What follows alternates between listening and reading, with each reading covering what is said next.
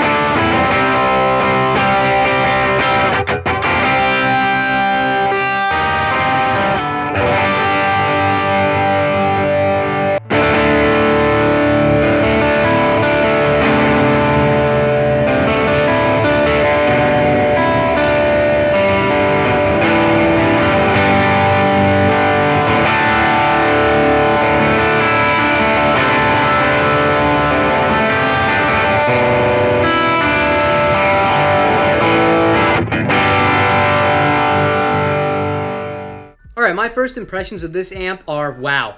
I'm seriously impressed. I did not think that this was going to sound so good and so loud in the room. This thing feels great as far as how it responds to your picking and your playing.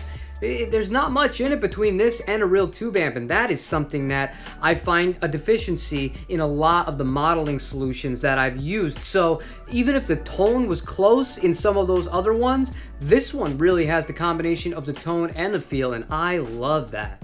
Another huge plus in my book are both the vibrato and the reverb. They sound great. Granted, once you start getting past 7 or so on the reverb, it does have a little bit of a digital kind of feel to it. I mean, if you're a little bit more conservative, I think it's very, very close and very nice. But once you start dipping into the real surf territory, it's just not the same exact thing. But it's hard to be the same exact thing as a real spring reverb tank.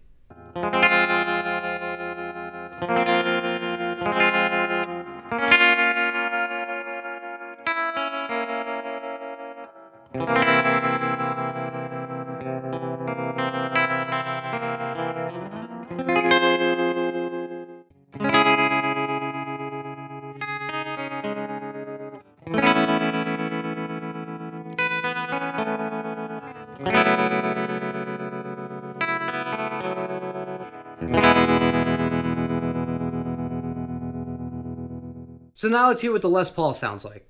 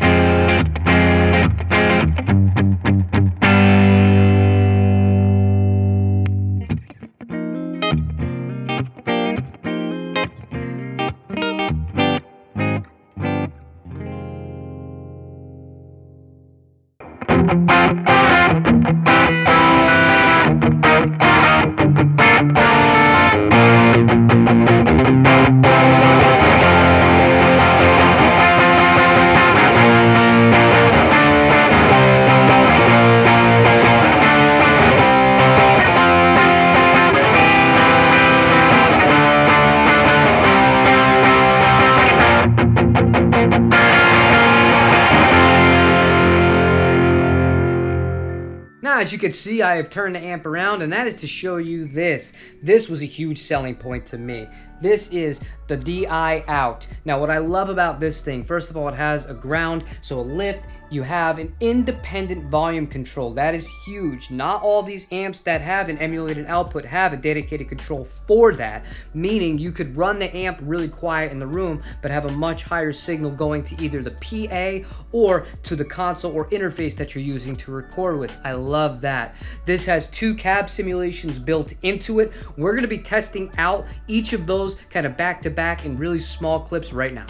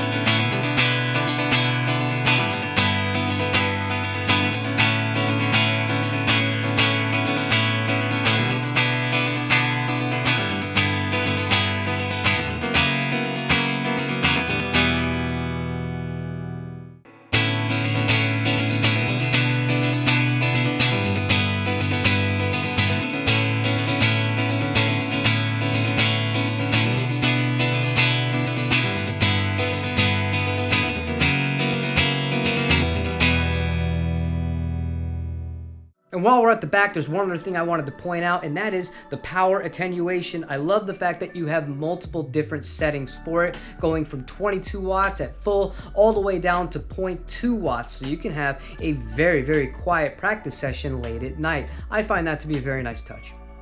Now, before I give you my final thoughts on this amp, there's 2 other things that need to be known. The first being, you can update the firmware on this to switch it to the blonde version as opposed to the blackface that it comes stock with. Many of you guys in the comments when I told you that I had purchased this said, switch it straight away to that. That firmware is much better sounding. But for the purposes of this demo, I wanted to play this out of the box as is. I will be doing a follow-up video comparing the 2 firmwares against each other later on. The second thing is, this This is light as a feather. That is such a huge selling point to somebody who lugs gear in and out of vans and cars and all around the venues to get things set up.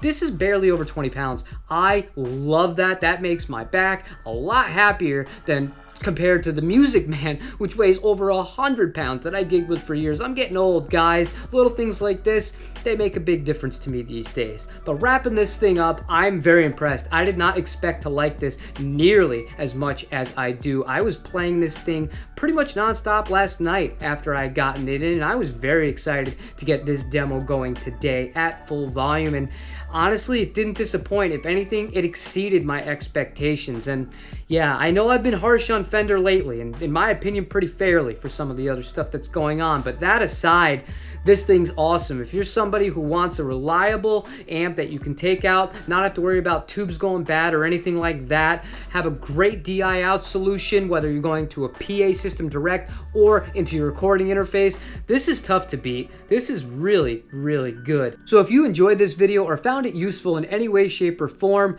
one way that you can help me, it doesn't cost you $1, just hit the like button, subscribe to the channel. It lets me know that you guys are enjoying the content on this channel, and that I'm not just doing this for no reason because I'm a crazy person. But that's all I have for you guys today. Thank you all for all the continued support, and I will see you tomorrow for another guitar related video. Take it easy, you guys.